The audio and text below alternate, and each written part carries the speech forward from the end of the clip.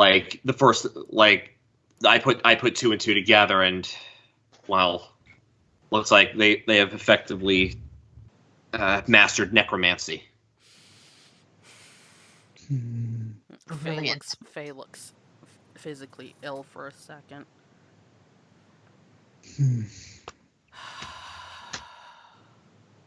They won't be able to necromance if we cut off their supply. Jaminia looks towards Rhyme. I agree. That should be a goal of ours. We should probably start planning how to best do that. I unfortunately know nothing of the dwarves, so my knowledge will... I know nothing of the current state of the dwarves. They have been very private during this war effort. Well, now we know the reason. Yes. King Orkram was here, though. He was here just last week.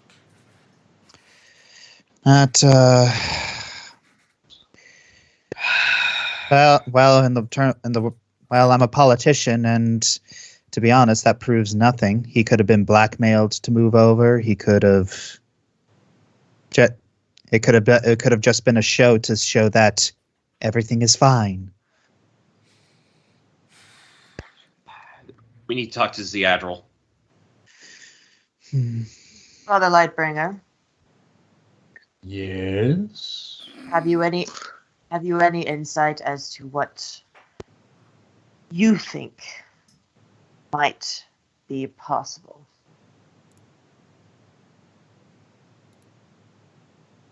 It's been many decades since I last lived in Optimar. The only time I've really spent there is when the rest of you were there with me.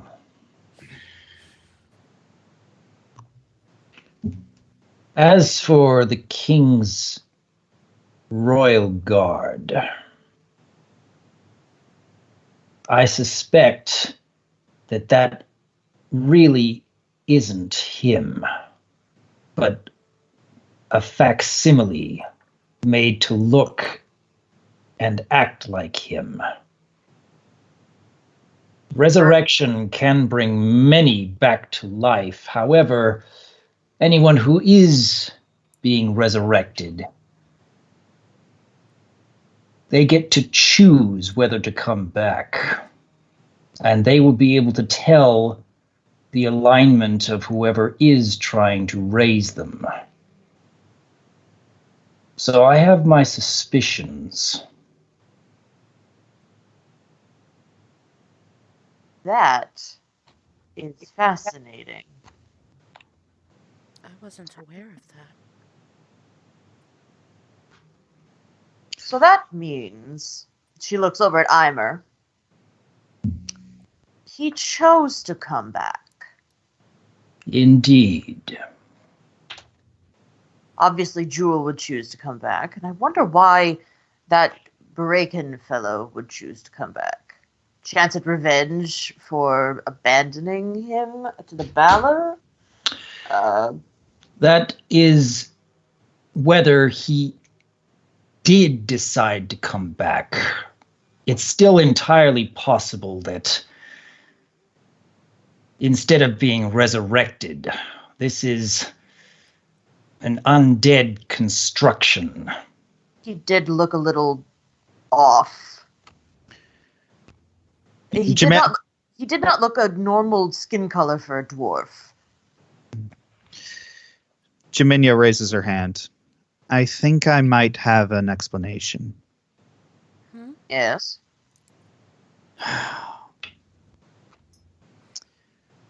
Do you remember when I died in the labyrinth? Yes. Yeah. When the Balor killed me, I told you that I wasn't where I wanted to be.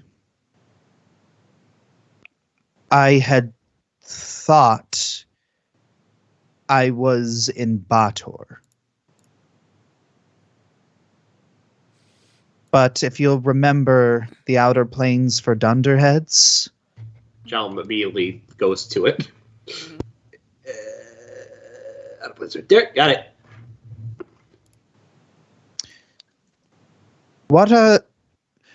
Look at the rules for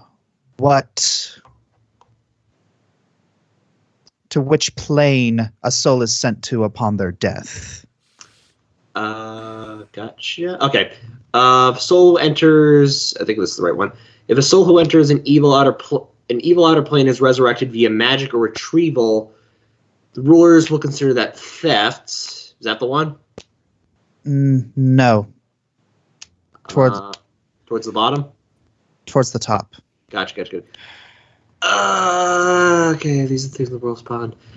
Extra plane touch, the most common plane touch, or all the way. There are several factors determining where the being will end up when they shed their mortal coil, including their devotion to a deity, an extraplanar being was present at the time of death, deep magical spells or powerful curses, and their actions were taken throughout the course of their life. 3 of those apply in the case that she died to a Balor.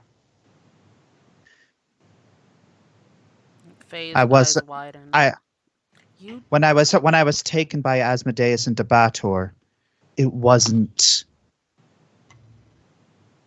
what I remembered from the labyrinth.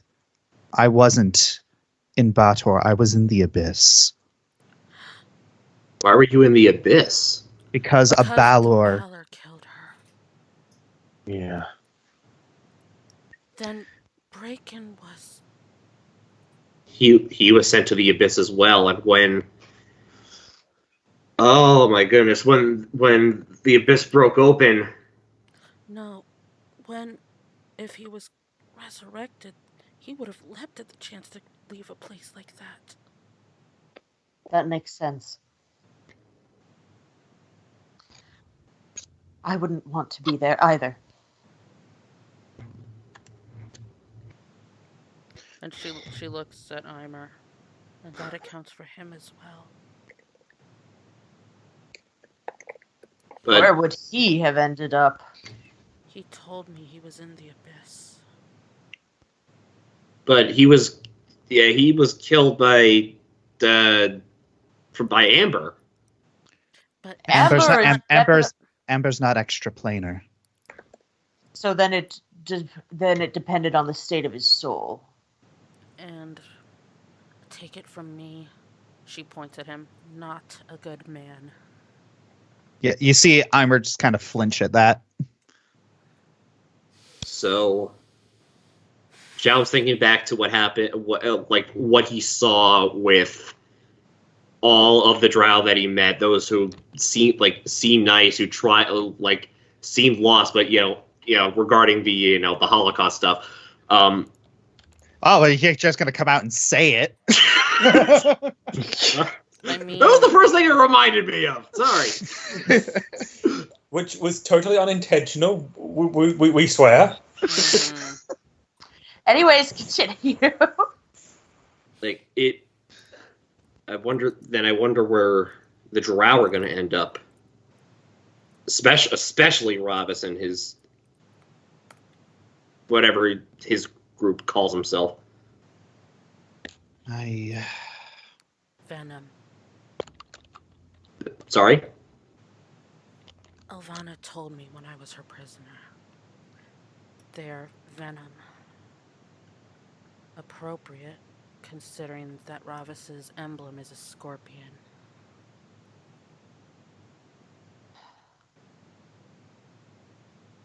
They have no devotion to a deity, because Lulth's dead.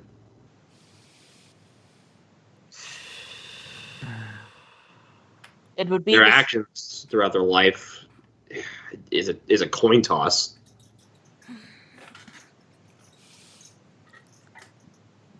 It would be... They might just end up in limbo. I think that simply depends on the individuals. And that's not for us to determine. No, yes. that is... We are only responsible for what happens on the mortal plane. That is our role. Jaminia nods, says, yes, it really does us no good to speculate. But there is a pressing matter that needs to be asked. Faye Theron, what do you plan on doing with your father?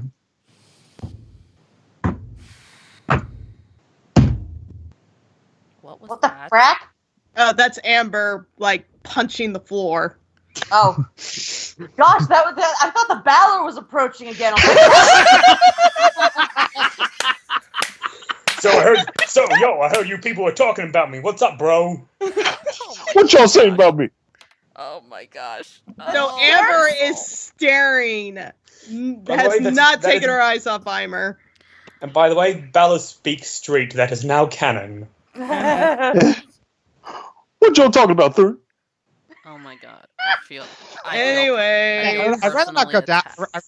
I'd rather not go down that line of thought because that implies a lot about the abyss. Yeah. I mean, if it's Bed-Stuy, it's accurate, but anyway.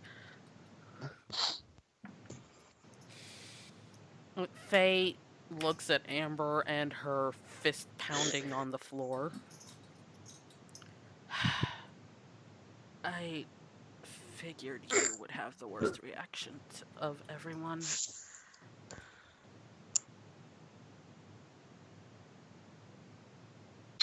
she brings this thing back to life, proceeds to tell you it's a gift, when he only represents as a reminder of what she would have done to you and what he has done to you in the past. And you're expecting me not to do anything about it, but stand here with my tail under my legs when I could take him out right now. Faye comes and over and burn puts her him hands like on Amber's Chris. muzzle.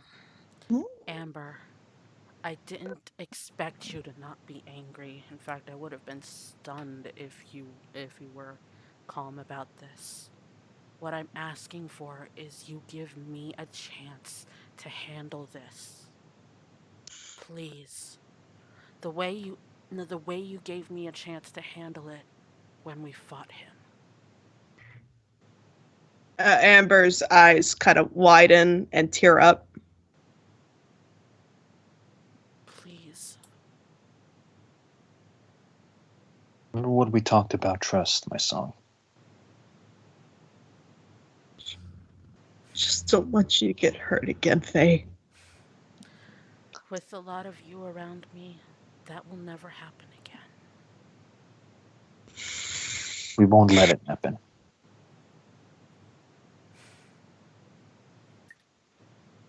Even if something were to happen to me, I know you would all come save me. You already have, after all. Just like I would do for any of you. We're a family.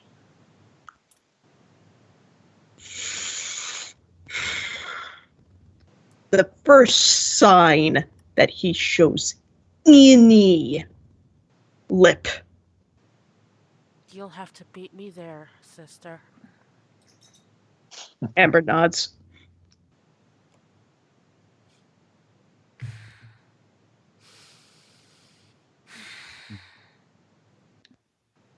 Eimer was turned into this by Elvana. We all know the sort of arrogance he held. So if he was able to break someone like if she was able to break someone like him, she could do that to anyone. And if Ravis truly is as zealous about this one way of drow thinking as you describe, then are there drow that she has done this to as well? Actually, she has. Jalum then turns to Rhyme and Nyan. I think you like to. I think this is your territory. Yes. Who's back? You and Eimer are not the only victim of Elvana's conditioning.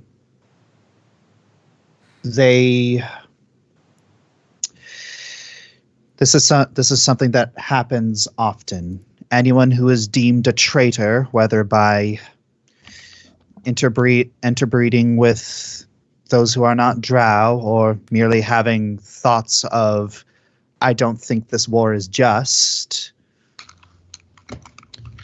it could brand you a traitor, and and those who refuse to be re-educated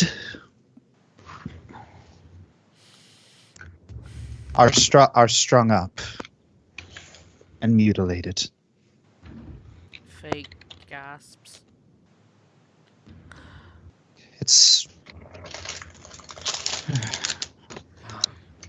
Even to his own people, he is.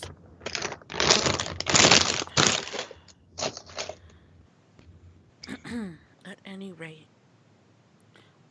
I thought that this might actually present us a unique opportunity. If we can figure out how to undo Elvana's conditioning, we might be able to help the others that she has hurt. You mean like John walks up a little forward.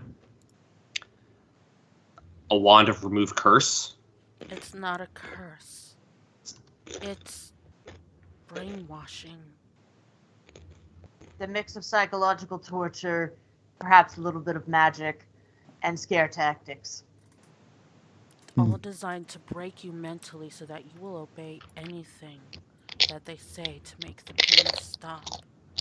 We can hear someone crunching. Oh, sorry. It's okay. Amber's Thank you, crunching Skittles. on bones in order to feel better. I don't know. Nom nom nom. There we go. Jaminia sees Amber gritting her teeth, and she quietly hands her a chair. Oh, well, in that case, hang on. There we go. Here, have a seat. Actually, now I want to see imagining a wood saw sound like she's shooting that fast, like.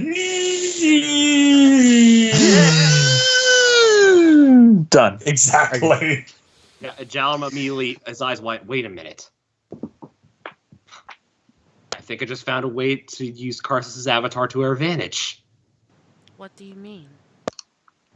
Instead of harming the drow, we heal them.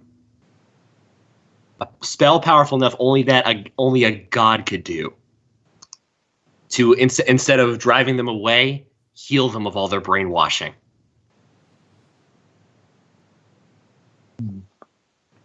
Faye's Do you eyes think they'll- widen and her hands start shaking even worse. That's a big risk you want us to take. We won't go through with it unless absolutely necessary, because there are a few. You are really quiet. Sorry. It's okay.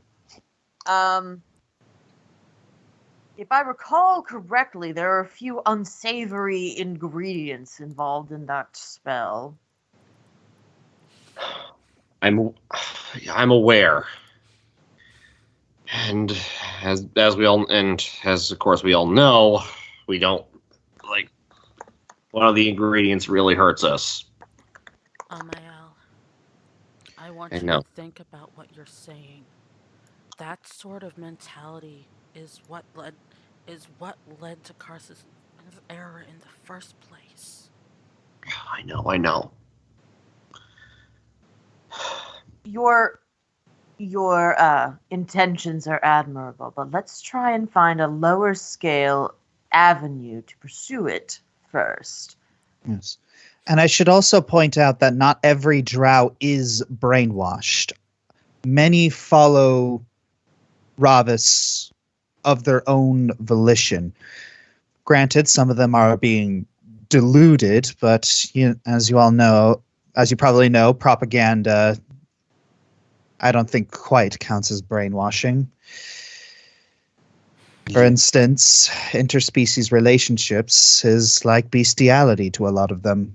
They consider it a perversion, a mental illness, and one that is genetic but treatable. The worst part is I think most of them generally think they're being kind, that they're helping us. But we also learned that they are in danger of extinction if they don't start crossbreeding. What?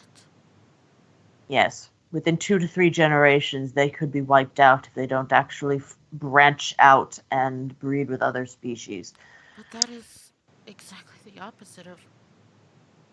That doesn't make sense. Just Oh. because they have to do it doesn't mean they have to like it.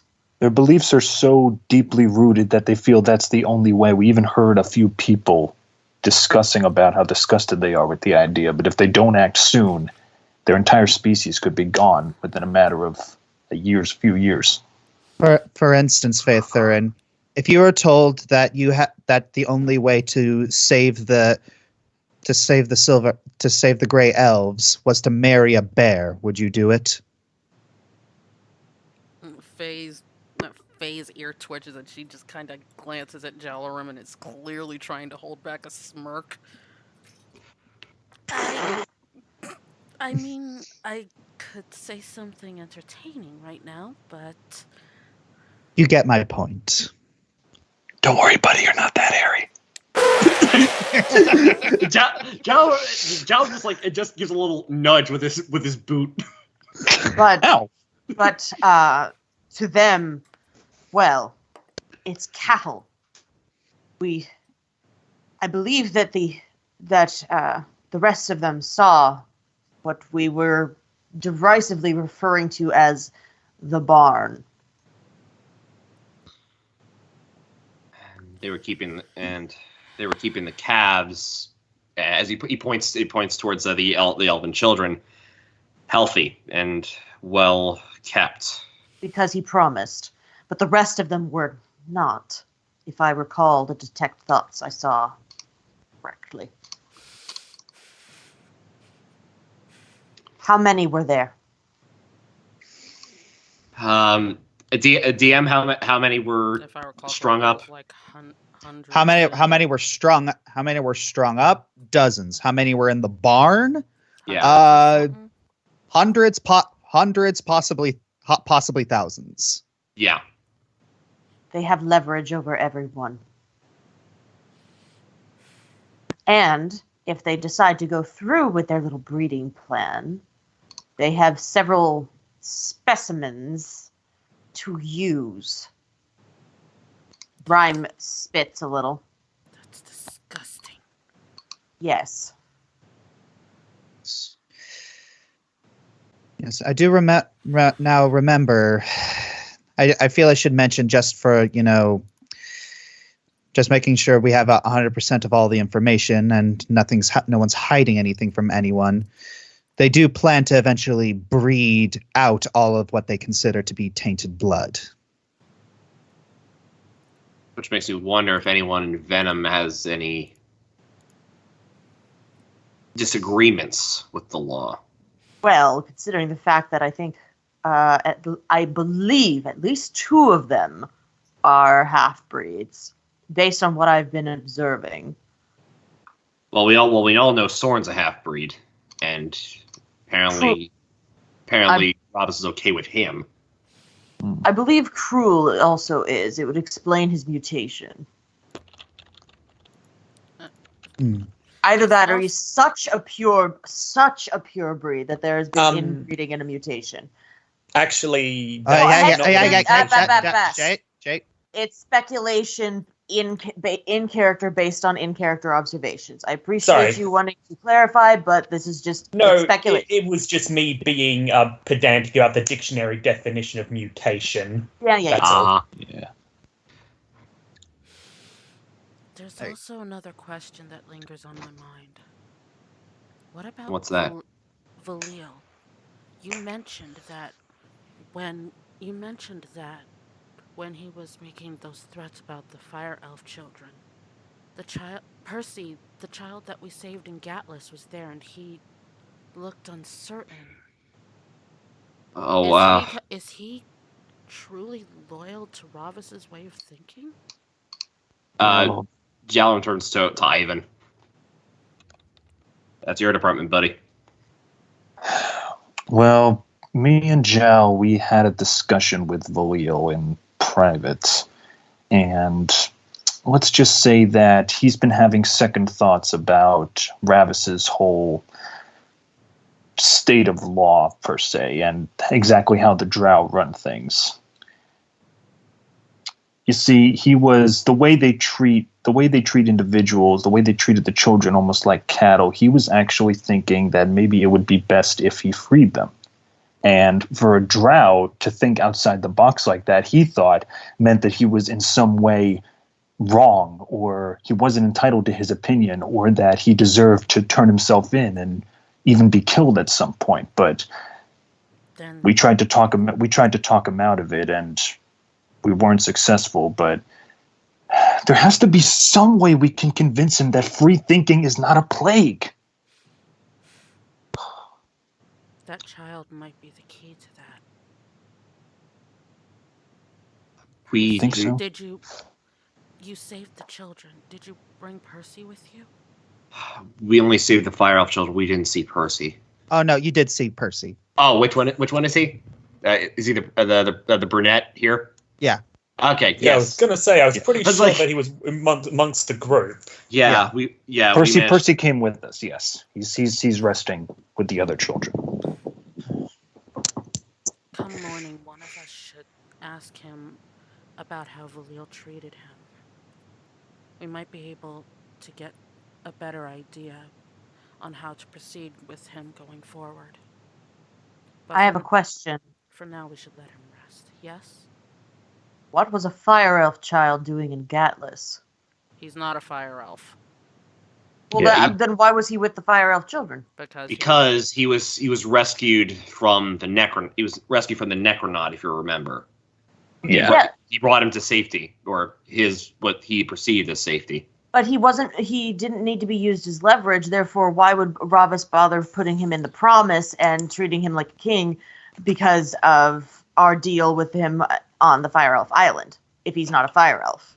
Maybe he actually really does care for the kid. It's not outside the realm of possibility. Perhaps DM, to help me. Perhaps to Ravis it does not make a difference. He sees us all as lesser races, inferior, if I recall correctly. So Jaminia says, "I'm pretty sure it was leverage for it wasn't leverage for the fire elves. It was leverage for us." Ah. Oh. We're all just animals in his eyes. Hmm. But still, that doesn't answer my question. What are we going to do with your father? I wanted to try taking time to tend to his mental state. To try to I don't know. Perhaps bring him back to where he is able to think for himself again. But for him, that's risky. And also, how are we going to do that? Especially when we have a war going on. I'm not sure we can dedicate time to that until after the war is over. He might have to stay as is for now. Corellin, forgive me for this. Mother, Uncle Earthor, Yes. I was hoping the two of you might be able to help with this.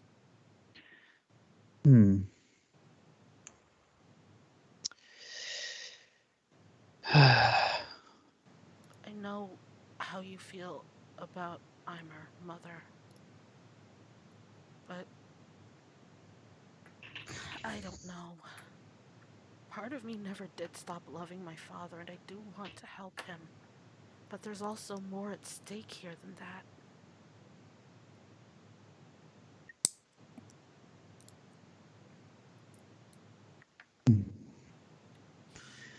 And maybe Corwell could help if we can convince her.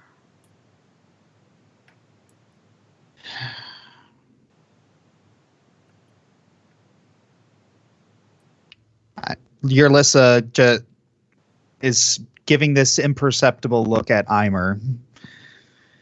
I don't know if I can head this because I'm no good at therapy.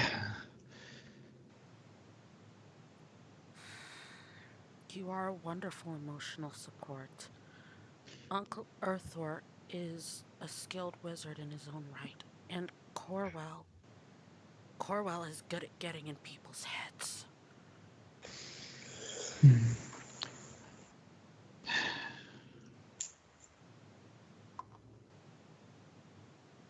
I think Earthor says, I think we can do something. I just feel like, as Jaminia said, it might have to wait until after the war. Because you've seen him. You've watched him. Yes. This is not something that I don't think we're going to get results in a day. I know. I may be able to help, as I've seen similar, but not to this extent, before. However, again, we have pressing matters. I realize that you want to figure out a cure for this as soon as possible, so that we may help those in, for lack of a better term, drow custody to be released from the doctor. But she looks over at Nyan. Sadly, it may need to wait. And as soon as those words leave your mouth, Rhyme, a figure appears, saying, "Oh, so does that mean I can take this?" What? It's like, don't worry, don't worry, I'll bring him back eventually. Yoink! What? Oh, Wait! Faye. oh, look, Samuel's back. No, Faye drops to her What? knees. Oh, you just missed her. Get back here, you vile witch! I don't What? think she's coming back. Just happened. I think Semula took your zombie dad. What? Jaminia's just like blinked. You all saw that too, right? Yeah, Yeah. I saw that. What? How? Why? I have so many questions. I was thinking the exact same thing. What? Why did How? I'm just gonna go on a limb here and say Amber's watching the kids, so she didn't even see it happen. She's just hearing everybody going, "Huh? What? Yeah, it's better she doesn't see Samuel. Nothing. Pay attention to the kids, honey. Honey? Amber. Honey! I'm not your honey!" Excuse me, what did you call her? Oh look, Jalm takes off his boot and inserts it into his mouth. Yeah, Thank you. Yeah, Amber manages to puff a huff of smoke at Jalmer's face. Jaminia moves over to Phaethurin. Are you okay? No. Are you?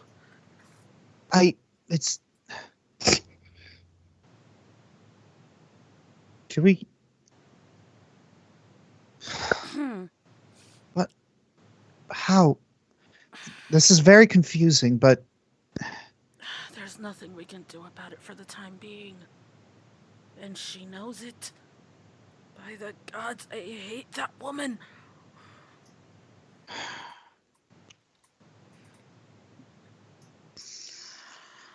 all right. There is one other thing. Amael, Jalm takes the boot out of his mouth. Yeah. first of all, you should really stop doing that. Sorry. There's who knows what manner of thing you might have stepped on in the Underdark. More than likely blood. You are washing your mouth before I kiss you again. Yes, ma'am.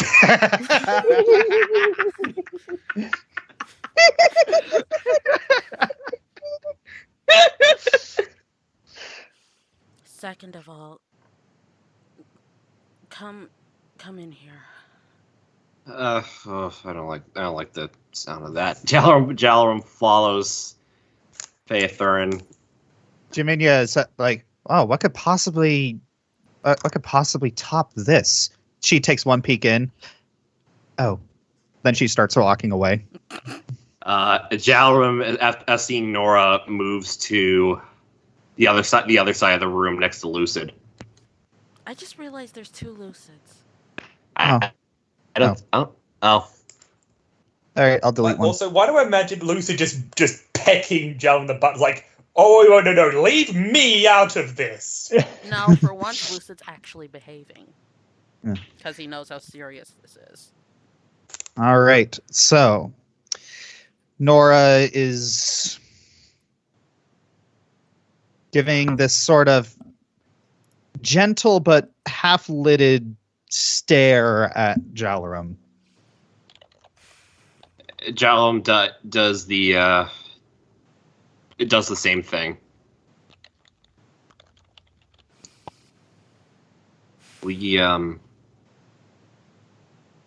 We screwed up. Nora just looks down. Yeah. And it's because we loved our mothers very, very much. Yeah.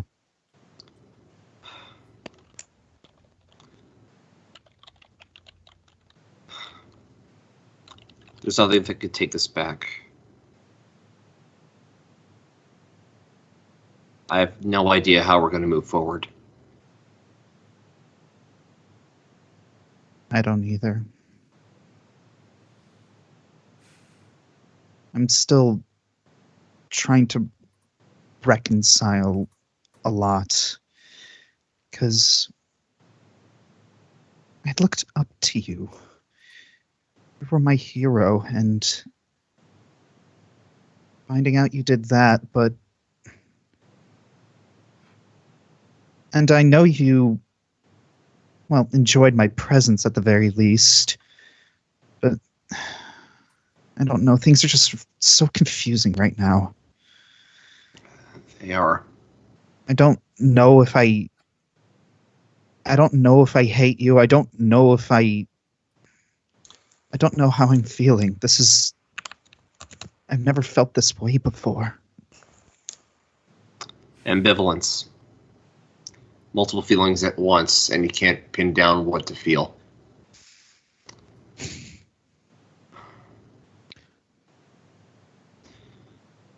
I am still angry and hurting. But I don't know, there's a part of me that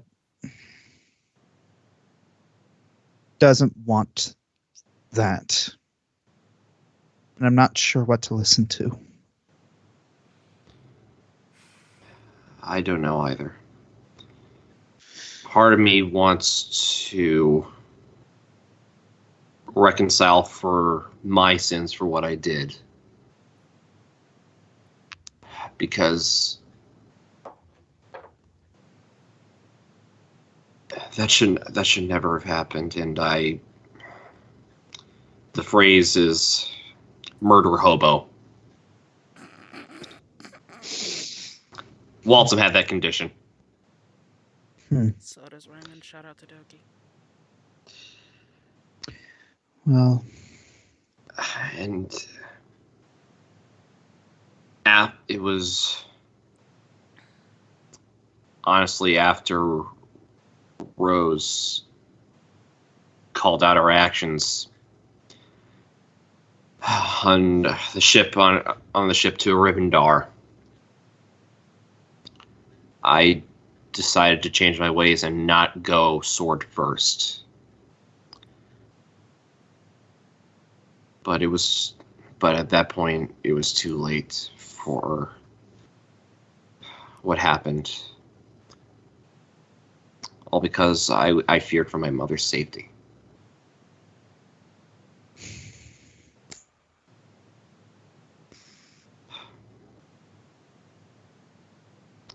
that's something, at the very least. He puts a hand on Nora's shoulder.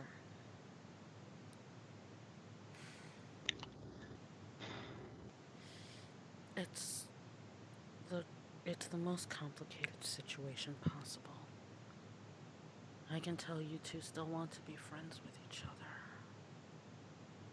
But, well, I can't say I'm some sort of guru on friendship. I'm not some magic princess who has all the answers to friendship written down in a book. Girl, Dun, dun, dun, dun, dun. I'm exercising my one-time co-GM privilege. A fist comes down from the sky and slaps Faith Thurin. I deserve it. Anyway.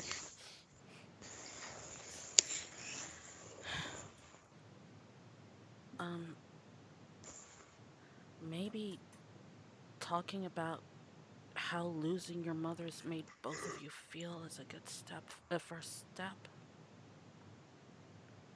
I know that when I started talking about how I felt to Jalaram and Jaminia, that helped me overcome a lot of problems that I had. It's just a suggestion.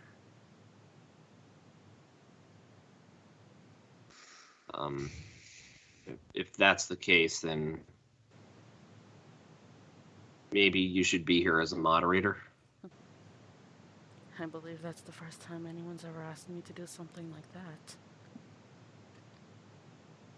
And maybe Gareth should be in here too, I think.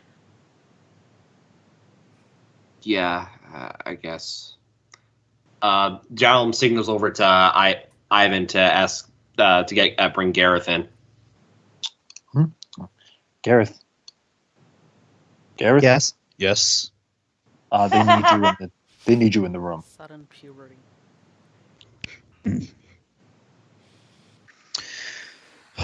All right.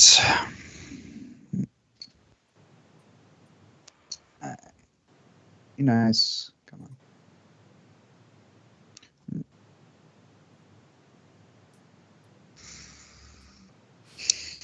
And I think that while that's going on, maybe we should talk to other people's. Yeah. All right. So, Owen and Ryan. Are you feeling any better now? in a way, yes.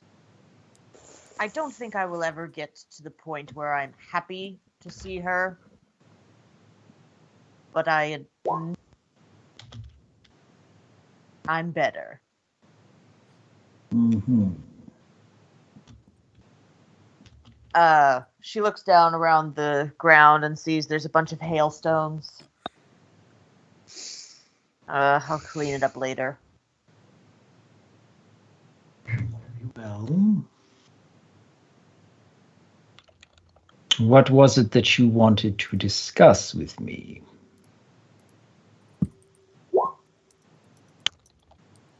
Do you ever feel like... No, I know the answer to that. You feel like someone is always controlling you, yes? Mostly. I have found my own initiative here and there. Well, it appears as though, while I may not have been actively deceived, something of that effect has happened. It appears that while we were searching through the records and destroying the ones that would label Nyan and her family as half-breeds or Jahuli, it came to light that my own father was actually a drow.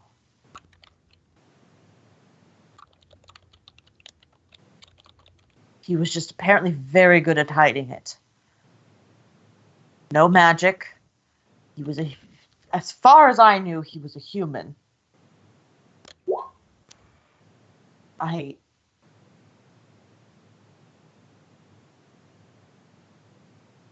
And Miss Sarah, Isla Stray, just... Is that why she was looking out for me? Is that why she decided to be kind to me and save me? And I don't understand my own life anymore. I thought I was a human, but was I supposed to be a drow? I don't understand.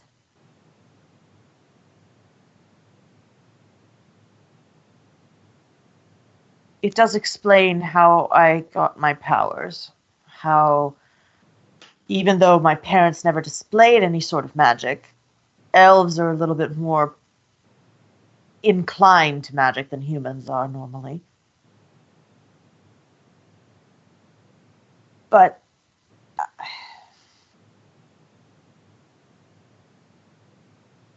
I don't know how much of this was planned, why I'm here, or just... I don't know what to do, Father Lightbringer.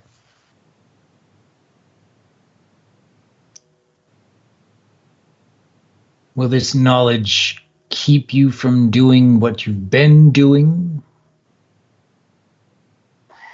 It makes killing Jewel again hard. Once we cut off this diamond supply from Optimar, they won't be able to true resurrect her if we can cut off, if we can take the pure diamonds away from them. They apparently have 3 remaining. And if we can hang on to her body like we did before. Apparently, Nyan, Jewel, and I are distant relations.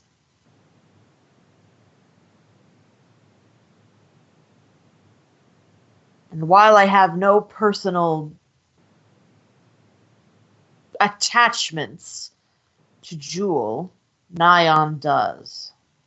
Apparently, Jewel is one of the brainwashed, one of Elvana's patients. Does it excuse what's been done? It explains it, certainly. My goal, my objective, my only real contribution and purpose is to kill. I don't know how to proceed with what I've just learned.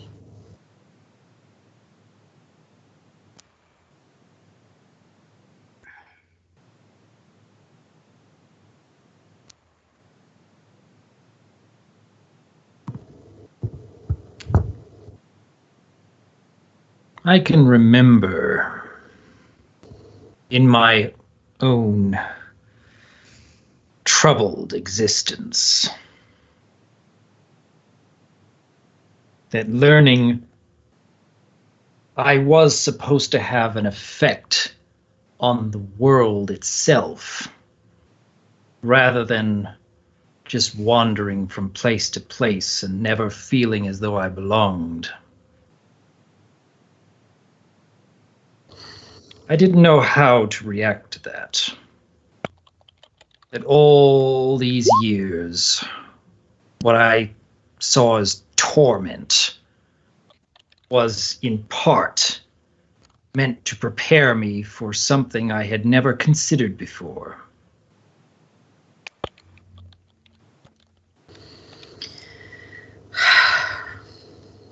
And what would that be?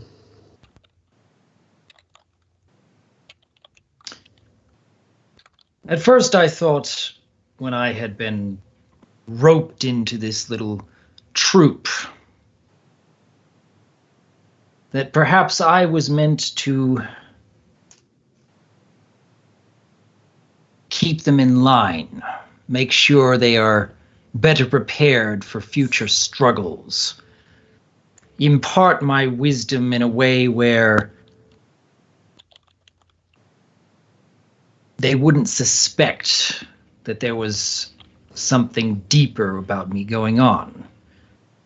I had spent so much of my life trying to hide away what I am.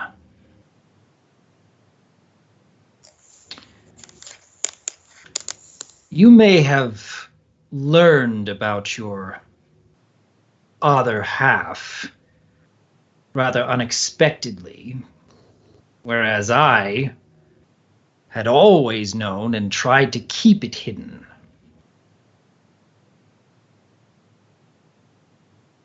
But in essence, we are both being given a radically different perspective on what we are supposed to be doing.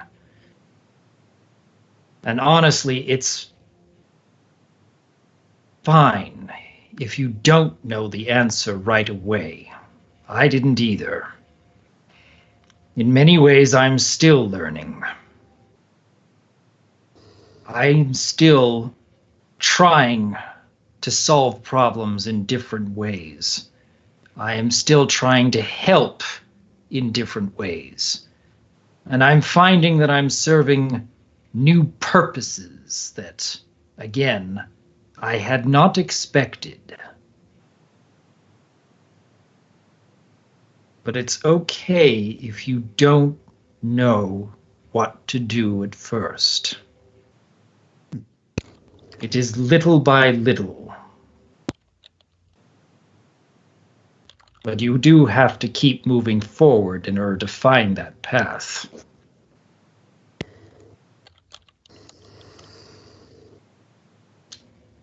Yes.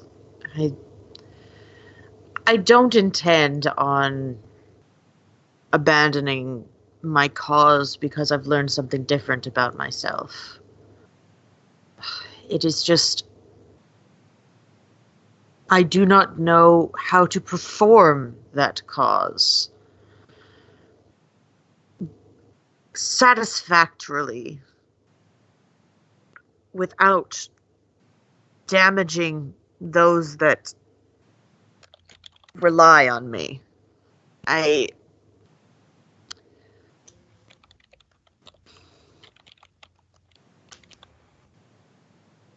realize I'm not going to be the wisest of anything anytime soon.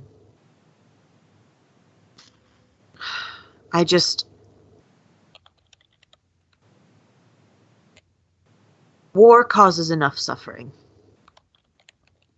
And I've done my fair share. I'm not sure how to continue without doing even more.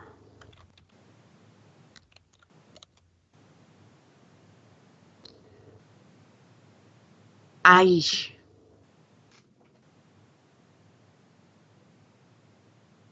don't know if I should just be a sword anymore, but I also don't know how to proceed out of that role.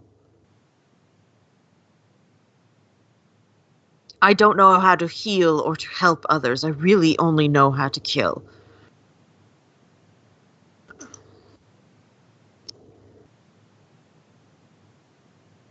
I guess I just never considered... I didn't have any allies I was close to, other than Ziadril. When I killed, it made her happy. You know what I mean. I was doing my duty. I was helping the people of Directian. But now, with our enemies so multifaceted and our allies so varied,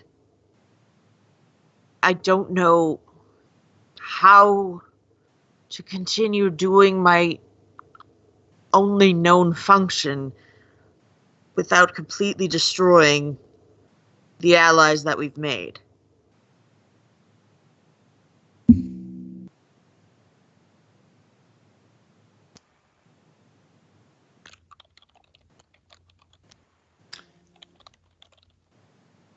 I'm sure you've been made aware of how many times I've brought physical or even emotional harm to the other party members. Oh, sorry. Whether intentionally or unintentionally. This topic of conversation may have been skipped. What did you do? I made plans without their knowledge. I spent much of my time making it look like I was lecturing when in reality my touch I knew would give them bad luck as a way to help put them in a more humble state so they'd be more willing and able to learn. I don't know. But long before I ever came into this party, I took it upon myself to become a cleric because I wanted to heal.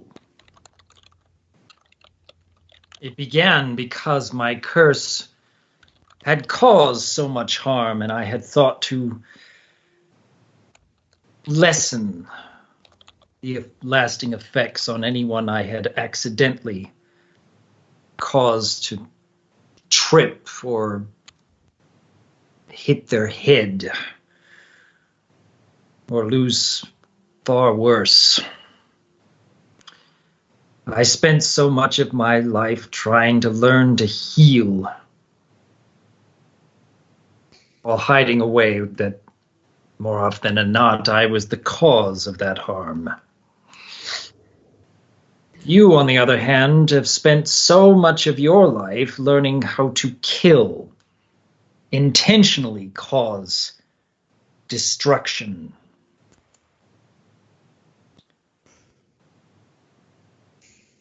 I had to learn far later that there were moments, terrible, grievous, panicky moments, where I was able to save everyone through my own powers of destruction.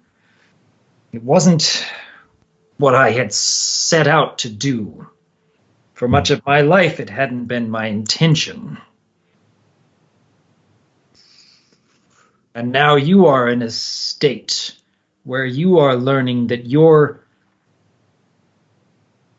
talents, your upbringing, your desires in life for that death and destruction that you've become so good at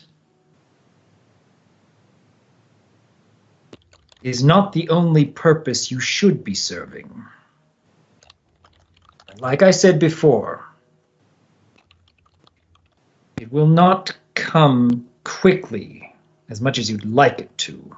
The answers will not be laid bare when you so desperately want them. But just like how I was able to change from a healer to include that which I can destroy, I have no doubt that you will find ways to heal,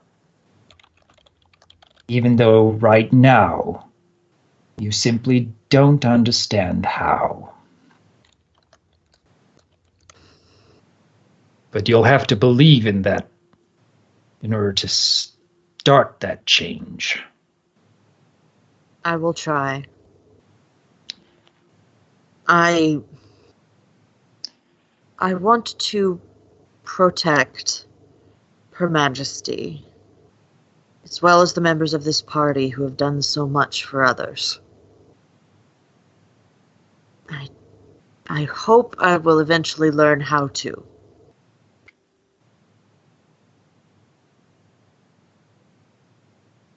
Other than killing everything who looks at them funny.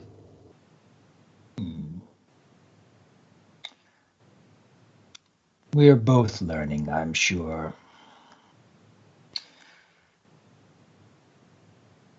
But at the very least, I am appreciating your willingness to talk about your lack of knowledge, even though it is scary sometimes. It's scary how much knowledge I'm lacking, or the subject matter of my knowledge? Just talking about it in the first place. You're making yourself vulnerable by allowing others to know of your fears. It's interesting that normally when I allow myself to be vulnerable, it's because I'm about to go in for a kill. It's hard to allow myself to stay vulnerable after a single conversation because the other person's still alive. Don't worry, she gives him a little smirk. You're not on the list. It's good to know that you'll allow me to understand if I ever get on that list. I respect you enough to give you a fair chance to run. She actually smiles at that. She's earnestly trying to joke.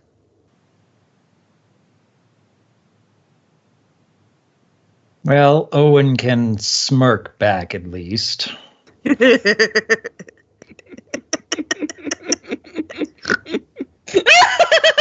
sorted. Cute. Yep. By the way, y'all are getting shipping requests. Just a heads up, you two. You both are not helping that. I'm literally like 10% of his age. How, Doc, refresh my memory. How old is Owen?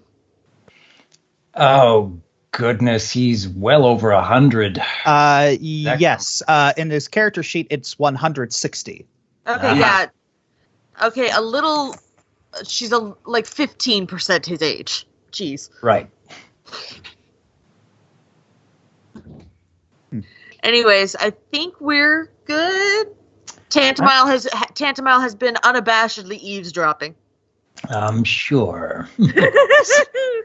Well, did we have anything else? Any other characters that felt the need to speak their piece? Currently, we're currently doing a Josh and I currently doing a role play via Whisper, but I think we could got to figure out how to get that to the main chat. Question. Yeah, I was wondering why you were whispering to me, but like, okay, he wants to whisper. I guess I'll whisper. Yeah, well, you did not answer the first time, so I guess we'll just follow the lead in what we had. Question: has Veil worn off, or has she dispelled it, or are we all a bunch of drows still walking around? Oh no, you dispelled it. Okay, cool. Okay, so yeah, I guess I could start from where I started. So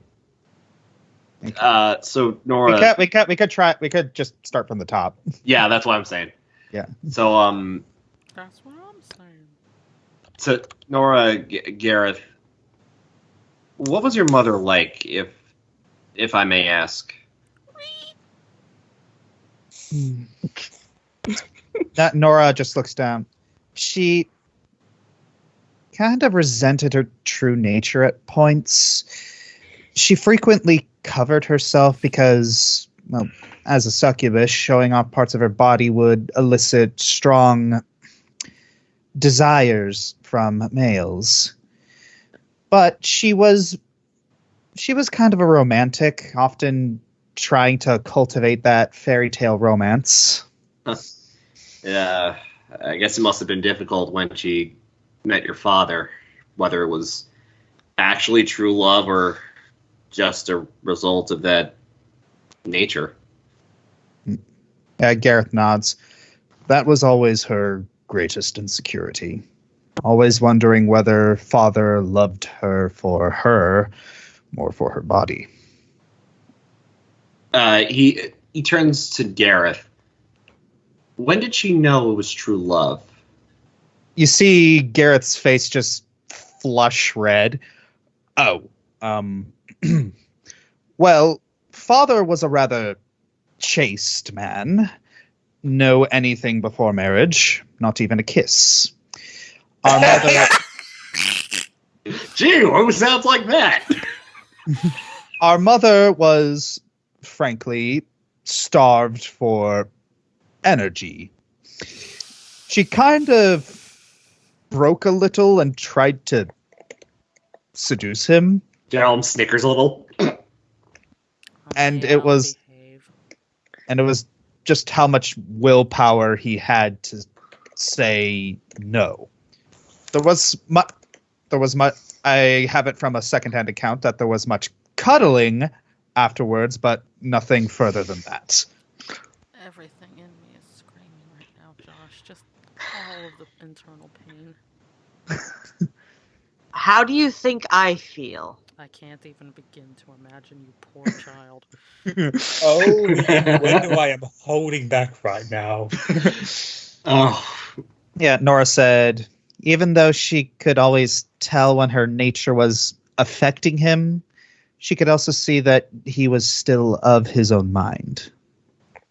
wow. I mean, I wish that was the case with my mom and Thaden. Yeah, Nora just puts her head down again. Yeah. What was she like? She was a rebellious spirit. Wanted to do the things that benefited her by most means necessary. The stories you heard about her, they're true.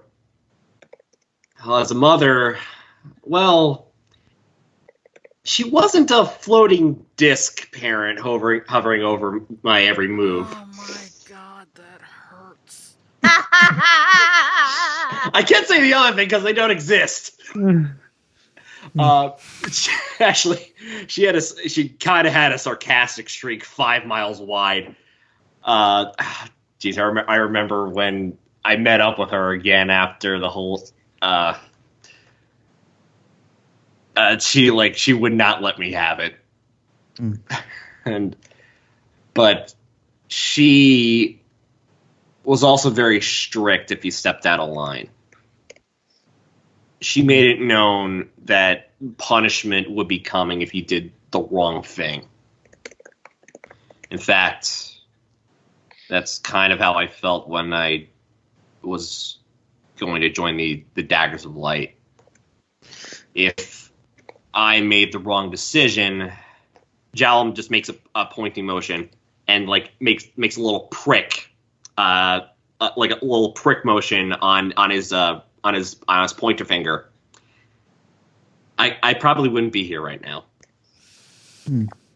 Faye kind of inhales when she remembers.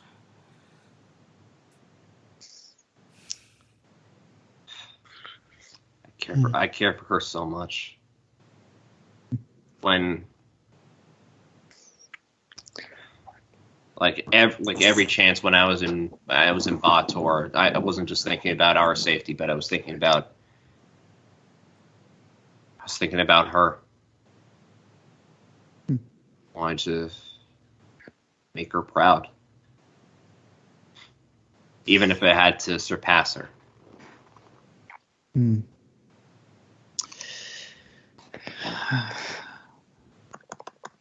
Gareth looks towards you with a raised eyebrow.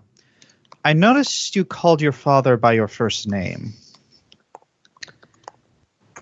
Oh, I told Nora this. I did not have a very good relationship with my dad.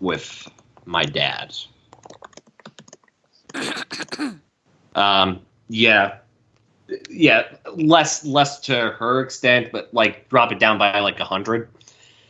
She points to Faye Thurin, but Jalum recaps the story about what happened on his 21st birthday when he found the journal and concussed him, throwing the journal at his head.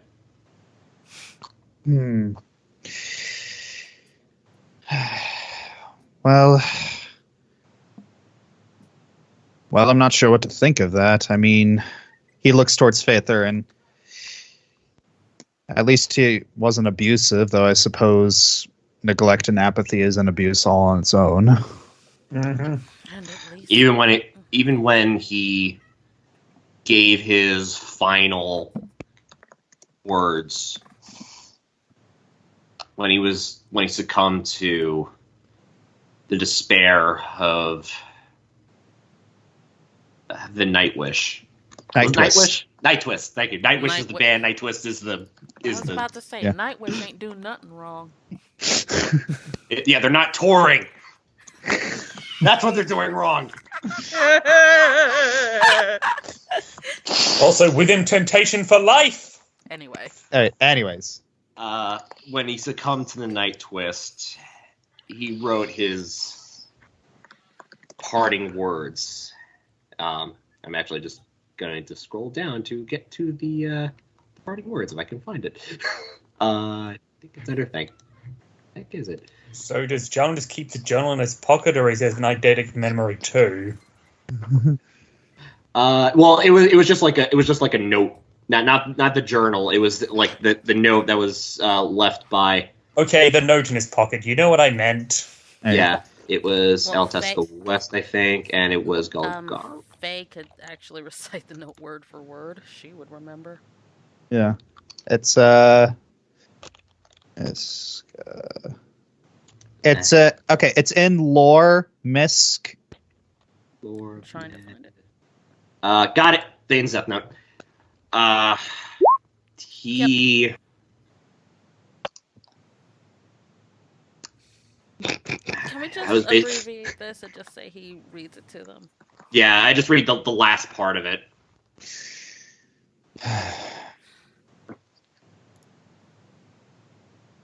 Yeah, Nora's looking at the just looking at you with this. Wow.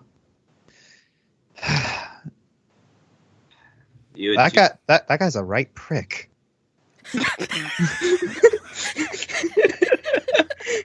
No offense. What have you done with my husband? Jalrum crumples up the note, none taken. Unfortunately, Ari, that doesn't count as swearing yet. Otherwise, I'd be dancing around naked and throwing a parade. Anyways, continue onwards! No! Forwards, please. I cared about my mother so much that I was blinded. I'm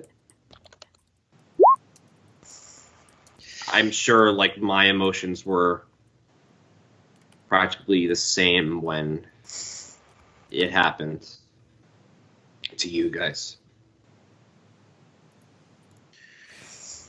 Yeah, it's just you're angry that someone you love is hurting or gone, and you feel that anything you do is justified.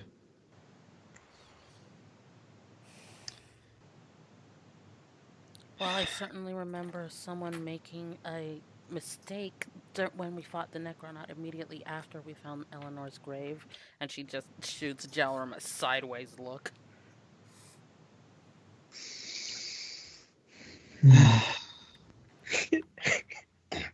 Jalrum just has his head down.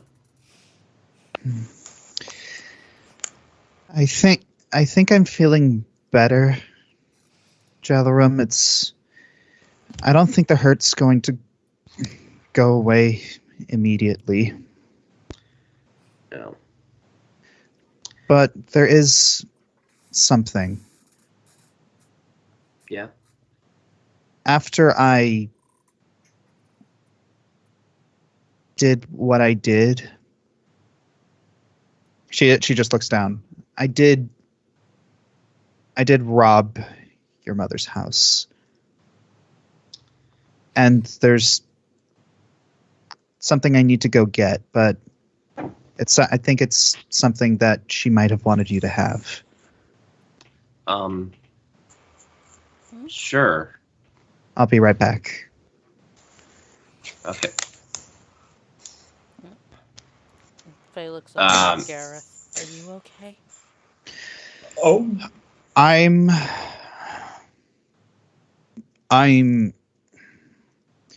I think I'm doing better than she is.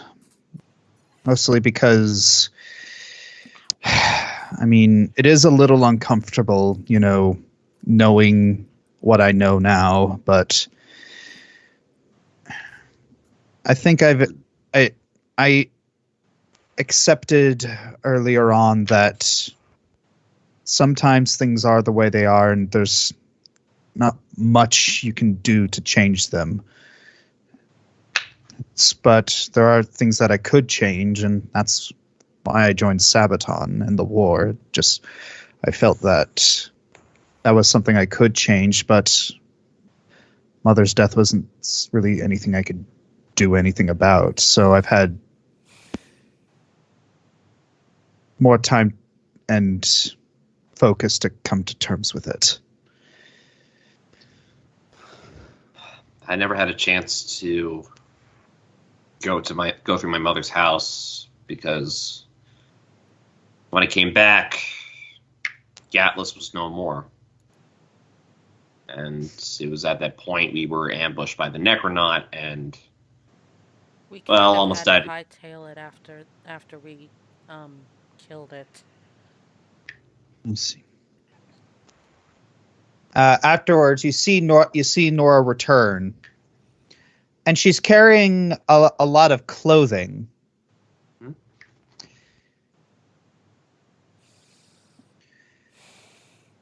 I tried wearing this out of curiosity.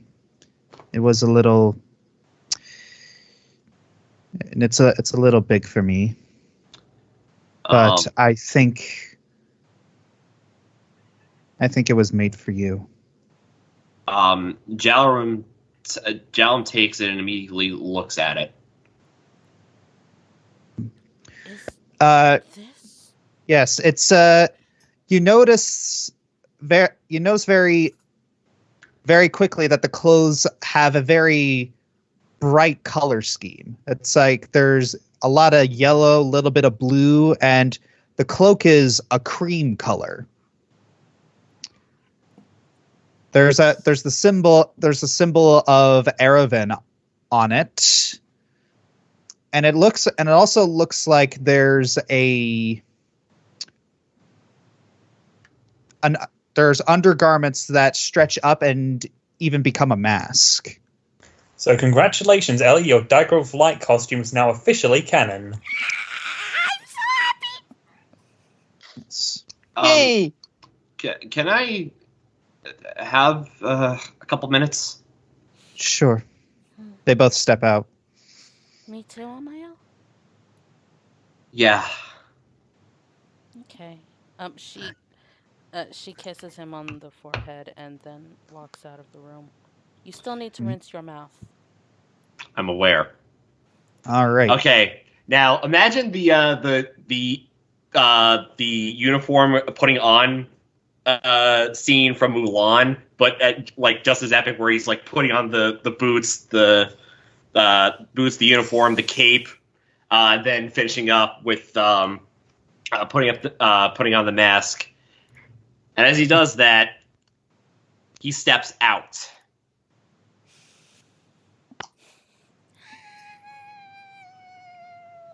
Woo! Dang, dude! And I think with that, we shall end the chapter. Nice. Okay. Awesome. That looks really good. That looks really good. Oh, yeah. Can I mention two things that just occurred to me? Yeah. Number one, I realized something that Amber can do.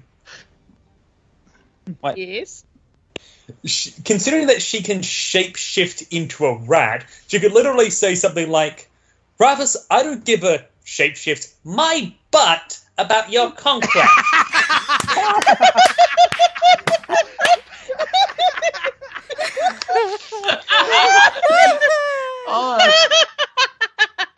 That's brilliant. That's terrible. Second of all, am I the only who suddenly noticed that every session before the mid-season finale ended on a grim or dark note, a pun not intended, and every session after the mid-season finale has ended on a positive or hopeful note. Because we've had an upswing. Yes. As far as like with what we've been doing here, it's like considering that the situation we're in is so dark, it's like it's nice to have little uplifting moments within this small area of the team, you know? I just realized I didn't get an ounce of the music that's been going on for like the last hour. Like y'all were all being sad and depressing, so me and I were just like, okay, we're having our own little chat, and it's gonna be so much happier than theirs. And then we blackjack and hookers, or maybe not blackjack or hookers because this is a Doc's channel and also run by Josh. Fine, we'll form our own story with cuddling and songs. But yeah, so there was a lot going on this session. It's I had written a lot like there was a lot I tried to cram in here, and yeah, I mean, just going back to like the first part of the session. Yeah. It's like you could tell probably tell I was like pushing you guys really hard. Hey guys, we need to go to Lack the Lore. Please go to Lack the Lore.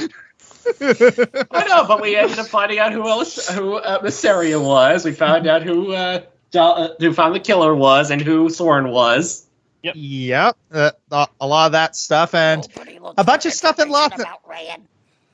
Yeah. Yeah, and right. We didn't ask about that. No. Oh. Well, actually, no. We did hear something about an archer. So maybe that's Rayan. Maybe that's not. Yeah. We can ask next time. Yeah. And but yeah, also some funny stuff in Loth the Lore. Funny, haha, or. Well, I think he's referring to Krull going on his rant about the party. Yeah. And blushy giant drow. That was still cute, even though they are a twisted bunch. Sundari Stretch Armstrong. And it was really nice. It was really, really nice to see that certain members of the Drow, certain enemies, they have, they're starting to be a little more fleshed out characters, but yeah, but we still do have Ravis lurking in the pretentious lighting. Yeah, it's like oh no, is that going to become That's going to be the next traps in the immediate vicinity. Pretentious lighting walk. Well, it's like this. I've used pretentious lighting walk. It's like this. Like, part of me wants to just give him a hug. Like, part of me really wants to give these guys a hug, but the other part of me just wants to stab him through the face. Yeah. If I may, go ahead. That's one way to put it. I kind of feel like, if I'm overstepping my bounds here, that this session and the one before, they've both been the sessions that shown the Drow at their best and at their worst. Yeah. Like, this session showed the more human side of the Drow, but also just how, as was put it, twisted the Drow society is.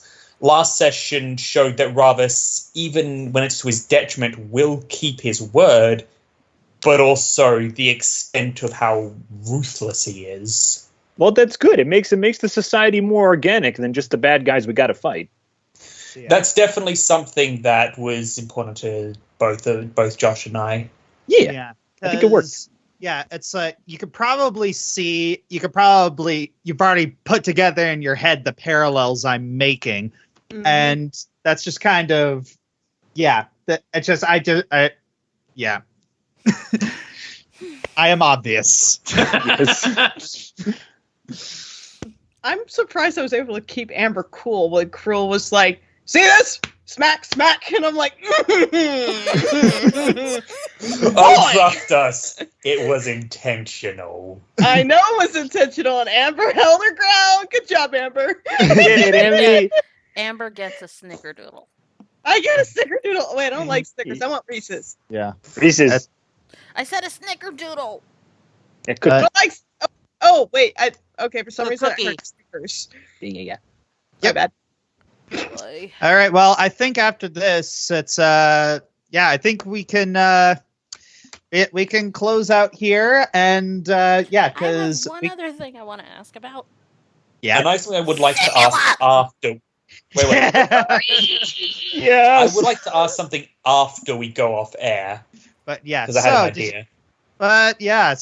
Simula is back. Well, sort of. You don't know.